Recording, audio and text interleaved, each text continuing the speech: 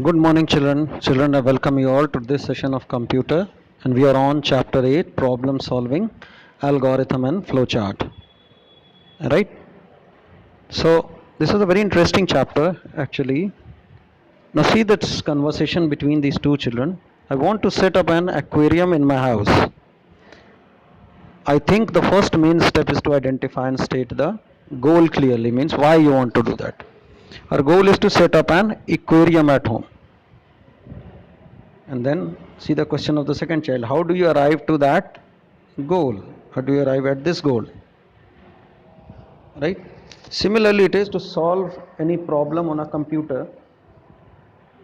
We analyze and understand the nature of the problem first. Then we plan to input and apply the same method step by step to get the desired result.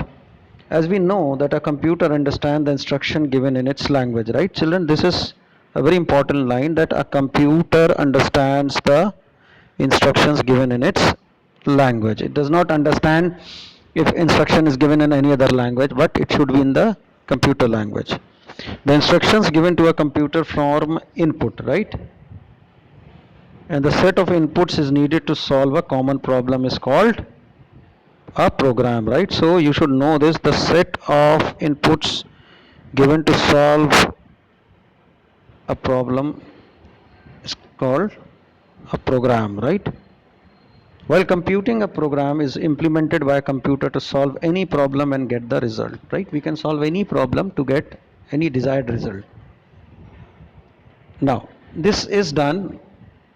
A program involves three main steps. First is algorithm, flowchart, and then program. Now, what is algorithm here? See, children, we are at this part. Algorithm is identifying the steps of problem solving, right? What all steps I can take to solve the problem. Then we have flowchart representing these steps diagrammatically. Diagrammatically means through any diagram or through any picture. And then we have the program, converting flowchart into a program, that is writing instructions in a programmed language. Now let us see this example. We often go to buy a chocolate. What process do we follow for that? See, this is the process of from here to here is the process of buying a chocolate. Ask mom for money. Mom will give us the money. We will ride on the bicycle and go to the market. We will give money to the shopkeeper, take chocolate and come back home. This is how we get a chocolate. But it involves 6 steps. It involves 6 steps. Right? So a step by step procedure for solving a particular program is an algorithm, right? It has to be in steps. To understand it clearly, let's take an example of a mother who usually prepares tea in the kitchen. Now mother takes tea. This is how tea is generally made in the kitchen. See, mother takes tea, leaves, milk, sugar and water, boils water. When water boils, she puts in the tea leaves, let it boil for a few minutes, add sugar and little milk, tea is ready. This is what we follow. But see how many steps are involved? 6 steps. Now, so when we divide the methodology of solving any problem into steps, then that is called algorithm, right? That is called algorithm. Okay. Now we come to the advantages of algorithm. Now, what are the advantages? It makes the problem solving easy and ready, and read easy to read and understand. It helps to eliminate any error in our problem solving logically. It is not dependent on any particular computer language. It can be clearly converted into a flowchart and then into a computer program. So these are the few advantages of algorithm. And it makes, basically, if you want to understand algorithm, you understand dividing the solving part of any problem into steps so that we don't miss out anything and we come to the result. The rules for writing algorithm: always give statement numbers as step 1, step 2. Always begin the algorithm with start. Write the statement briefly and clearly. Always write stop at the end of the algorithm. Right, now see this. To find greater of the two numbers, right? Start, take two numbers, compare these two numbers. If A is equal to B, then go to step 4, else go to step 6. Now print A if it is greater, then go to step 8. Step 8 is stop. Print if B is greater, go to step 8 and then stop. Whatever is greater, you print it and then you stop. Right? Next we come to the flowchart part. A flowchart is a diagram that represents a process or algorithm, right? It represents a process or algorithm. The step of process are represented by a series of boxes and other symbols connected to each other by arrows. So flowchart is a graphical representation of an algorithm. Right? You can see the different stages in pictures, making it look interesting. Now what is the advantage? It is very easy to draw and understand the problem.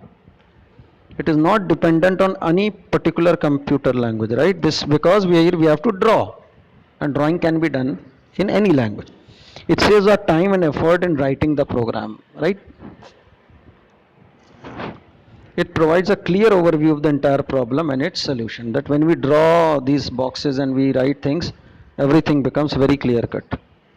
Now, what are the rules for this? Rules for drawing flowchart. Start stop box should be used on the top and at the end of the flowchart. Different boxes should be used according to the requirement. Now this is very important, that the boxes should be different. You cannot use single box for input, for output, for stop, for calculation, for everything. Right? There are different boxes meant for different purpose. Flowchart generally moves from top to bottom or left to right. Basically it is top to bottom. Left to right is a rarity. If the flowchart is made of on two different pages, connectors should be used to joint them. Right? Okay. Now see this chart and the purpose of, see ellipse, a slightly flattened from the pole circle or egg shaped. The purpose is used to indicate the start and end of the flowchart. Right? When we write start, it indicates the beginning. When we write end, it indicates the, or stop, it indicates the close. Parallelogram, it is used for read data and print data. Rectangle, it shows the processing part that takes place. Diamond, right, this involves the decision making, like if this, else this. So if it is if this, then this direction, and else this means this direction, or yes, no, or anything. Now arrows are used to connect the steps in a flowchart, and circle connectors are used to join parts of a flowchart on different places. Right? So let us know about some shapes used in a flowchart. Design an algorithm and flowchart to buy a pair of shoes from a shoe shop. First, take money, go to the shoe shop, tell the shopkeeper to show you the kind of shoes. Take your shoes with proper measure, take the bill, pay the money to the cashier. Take the bill if any, and finally you receive the desired result, the pair of shoes. And see its algorithm, which is drawn here. Right? See, first is start, take money and go to the shoe shop, take the shopkeeper to the shoe, you the kind of shoes which you want to buy, take the shoes with proper measure, take the bill, pay the money to the cashier, take balance if any, finally you get the pair of shoes, and stop. Right? So start and stop are very important.